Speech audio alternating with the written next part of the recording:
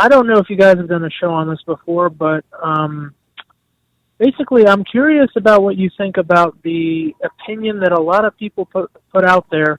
Some even ironically say they're Torah observant, where they say the Masoretic text is a corrupt text.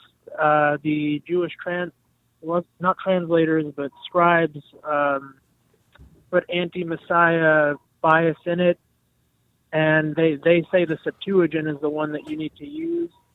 What do you think about this? Like, I mean, at least with Kirei Ketiv, you understand that the way it's written, and it's always obvious, the way it's written is the way to go. And I think Rob did a paper on that already. And the Dead Sea Scrolls text, it's in Hebrew primarily.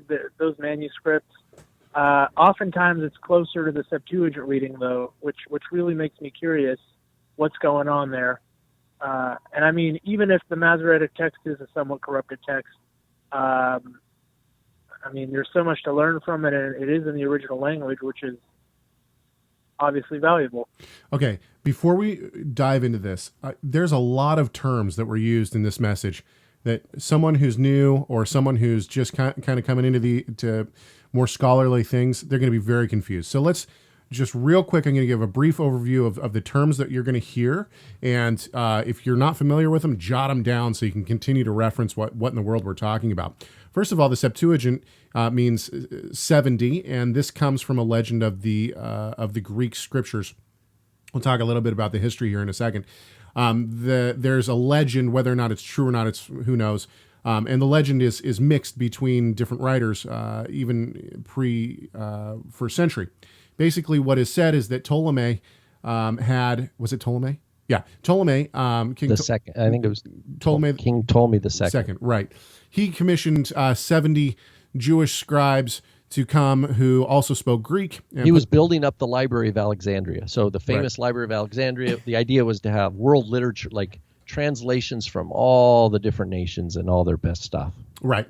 And so Ptolemy, he contracts these 70 people. He brings them. One of the legends says that they were put in 70 separate rooms and weren't allowed to talk to each other. Technically, it's 72. Right. It's supposed to be from each tribe. There's like I think, in the letter of Aristaeus, but they just call it the 70 because it's easier. In another legend, they were able to talk to each other and there was no problem. They went from room to room and checked their notes, so on and so forth. And so this actually becomes quite a large point for the Christian apologists in the 2nd century, like Justin Martyr. Anyway, this Greek translation actually didn't become a codex, didn't become the Septuagint until Christianity came around. Before that, it was just various Greek translations of various scrolls. So you had a scroll of, Isaiah in Greek. You had a scroll of, Deuteronomy in Greek. It wasn't until the Christians came around that they actually put it into a codex. That's like a book form. And the codex is essentially a Christian invention, and they are the ones who kind of put the canon together as the Septuagint, and this is where you get the Septuagint from. And a lot of the times, you'll see the Septuagint abbreviated with the Roman numerals of 70, which is LXX. Okay, the Masoretic text. Now we're going to move on. So that's the Greek translation of the Hebrew Scriptures. The Masoretic text is the Masoretes were the scribes who copied and made the Hebrew scrolls. The Masoretes, they tended to put in notes in margins and whatnot saying, there's a mistake here. We know it's a mistake, but we never change the text. They'll say things like that. Or it says this, but they'll never call something a mistake. Right. Thank you. Okay. Fair enough.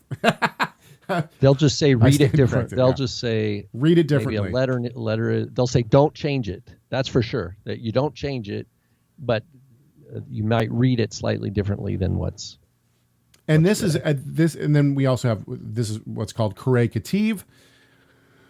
This actually gets very, very technical. We'll talk about this a little bit because my father did a paper on Genesis 18:22 on the Tikkun Sofrim. There's 6 or 7 places. I'm rusty on this. There's 6 or 7 places where the Masoretes actually did say that they changed the text. And actually, my father's paper, he argues that they actually didn't change the text. They just said traditionally there's 18 tikkune sofrim, which means repairs of the scribes. 18. I was off by 10. 18. Good gracious. Anyway, and the Genesis passage that he wrote about is one of those 18. Right. And but they each have their own history. They're not. So anyway. Don't miss any clips from Messiah Matters by clicking the subscribe button. Also, give this video a thumbs up and share it so other people can see it too.